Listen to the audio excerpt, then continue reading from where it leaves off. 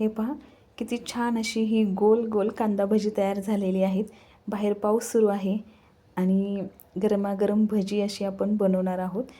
हे पहा किती छान असा हा कलर भज्यांना आलेला आहे आणि आपण अजिबात सोडा, रवा किंवा तांदळाचं पीठ न वापरता अशी जाळीदार एकदम छान अशी ही खमंग कुरकुरीत अशी ही भजी बनवलेली आहे। तुम्ही पाहू शकता किती छान आतपर्यंत त्यांना जाळी पडलेली आहे। हे पहा, तर आज आपण हा पावसाळा विशेष ना अशी ही घरच्याच पीठापासून ना अशी छान खमंग कुरकुरीत अशी ही कांदा भजी बनवणार आहोत आणि ती पण गोल गोल अशी। तर त्याच्यासाठी मी 1 वाटी पीठ घेतलेलं आहे आणि 1 वाटी पिठामध्ये ना मी अर्धी वाटी पाणी टाकलेलं आहे। पाणी आपल्याला अजून थोडंसं लागणार आहे, पण थोडं थोडं करूनच टाकलेलं मी।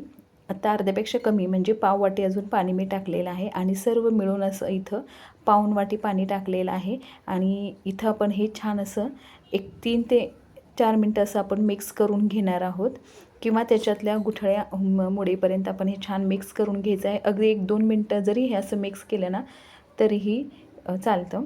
आणि यातली ही महत्त्वाची टीप आहे की असं हे छान मिक्स करून घ्यायचं आहे आणि 10 मिनटासाठी आपल्याला हे झाकून बाजूला ठेवायचं आहे, कमीत कमी 10 मिनटासाठी तरी। आणि 10 मिनटानंतर त्याच्यामध्ये मी असा हा मीडियम साईजचा एक कांदा ओवा हातावर असा क्रश करून घेतलेला आहे। चवीनुसार मीठ आणि अगदी किंचितशी हळद टाकलेली आहे। कोथिंबीर खूप सारे टाकून घेतलेले आहे आणि ही हिरवी मिरची, आलं, लसूण आणि जिऱ्याची पेस्ट आहे ती पण आपण त्याच्यात टाकून ना छान असं हे मिक्स करून घ्यायचं आहे। हिंगही मी टाकलेलं आहे आणि अगदी थोडंसं आपण हे लाल चटणी टाकून घेतलेली आहे।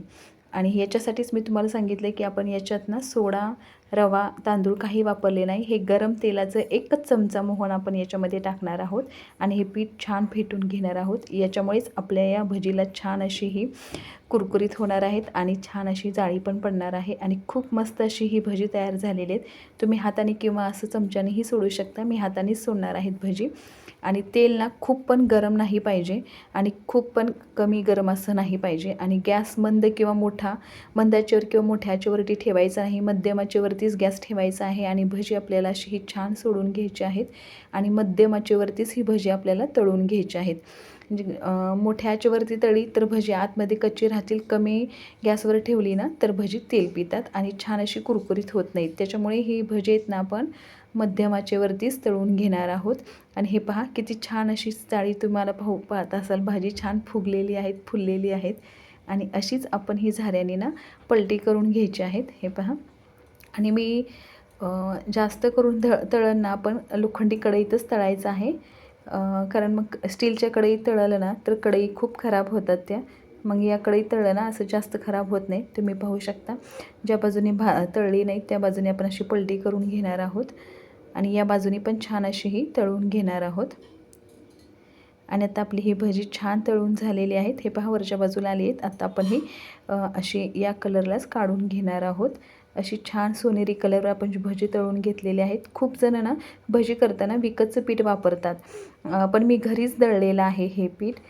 तरी पण तुम्ही पाहू शकता भज्यांना कलरही छान आलेला आहे आणि भजी छान अशी ही तयार पण झालेली आहेत। फक्त ना आपण जेव्हा हे पीठ भिजवतो तेव्हा छान मिक्स करून घ्यायचं आहे आणि 10 मिनटासाठी तरी आपल्याला ते ठेवायचं आहे, लगेचच भजी करायला घ्यायची नाहीत।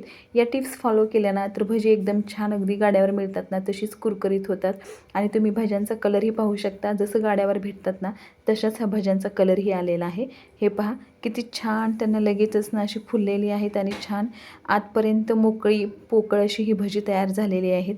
हे पहा, आता आपण या खालच्या बाजूने तळलेले आहेत, आता आपण ही पलटवून घेणार आहोत। या पावसाळ्यात नक्कीच या पद्धतीने तुम्ही भजी बनवून पहा आणि कशी झाली आहेत ते पण कमेंट करून नक्कीच सांगा। तुम्ही आपल्या चॅनलवर अजून नवीन असाल आणि आपल्या चॅनलला अजून सबस्क्राईब केलं नसेल तर लगेचच अशा साध्या, सोप्या आणि नवनवीन रेसिपी पाहण्यासाठी आपल्या चॅनलला लगेचच सबस्क्राईब करा। आता ही सर्व भजी मी तळून घेतलेली आहेत। एक भजी तुम्हाला ना मी तळून दाखवते। हे पहा किती छान पोकळ, छान परत तळलेली आहेत आतपर्यंत।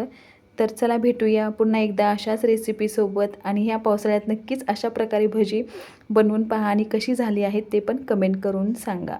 रेसिपी पाहिल्याबद्दल धन्यवाद।